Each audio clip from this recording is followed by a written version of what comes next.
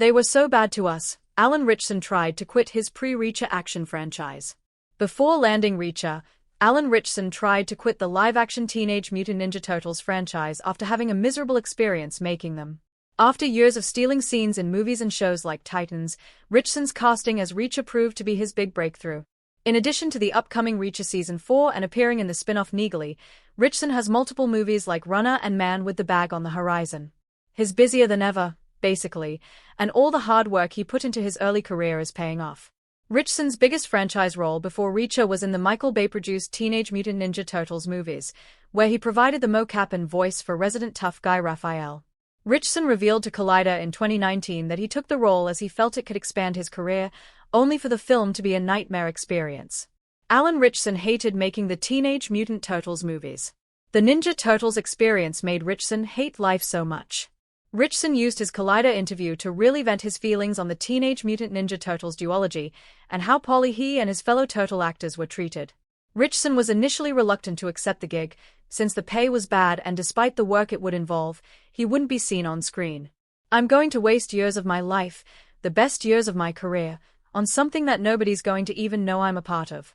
Producers managed to smooth-talk Ritchson into accepting a 3-picture deal, claiming he and his co-stars would be part of the publicity machine and attend premieres. They also pointed to the success of Andy Serkis in the Lord of the Rings movies as proof that mocap performers could go on to major careers. Finally, he made Teenage Mutant Ninja Turtles as he wanted to do something his young son could see. Ultimately, making the 2014 blockbuster was a chore for Ritchson, resulting in long, grueling work hours, while various loopholes in his contract forbade extra pay for overtime or meals. "I hated life on that show. They were so bad to us. They broke so many promises. It was rough." Ritchson points to a particularly bad moment on the production where, after filming for a long day and facing a big ride back home, he and his fellow mocap actors were forced to wait in a car park for hours. Since the production didn't have to pay them any overtime, they prioritized getting the crew home first. "I'm calling my team in LA like, they won't give us a ride home. What the F*** kind of production is this? Get us home. We shot for 14 hours today, I wanna go home." When Teenage Mutant Ninja Turtles was released, Ritchson learned that not only were he and his fellow Turtles performers not allowed to give interviews, the studio informed the press the actors were refusing to grant them. Needless to say, Ritchson wasn't excited about making sequels. Ritchson tried to get out of Teenage Mutant Ninja Turtles, Out of the Shadows. More promises were broken in the TMNT sequel. Teenage Mutant Ninja Turtles, Out of the Shadows was generally considered the better of the two movies, though it still only scored 38% on Rotten Tomatoes. Since the production broke every promise it had made on the original, Ritchson tried his damnedest to get out of the film. "I was contractually obligated to come back for 3, and I tried so hard to get off coming back for the second one." Producers made more promises to the star, claiming he would receive back-end pay and would be part of the publicity machine, but as Ritchson predicted, none of those things materialized. Ritchson doesn't go into particular details about life on Out of the Shadows, though he didn't appear to enjoy making it any more than the original. Ritchson was thankful that Teenage Mutant Ninja Turtles 3 was cancelled. Ritchson felt nothing but relief that Turtles 3 didn't happen.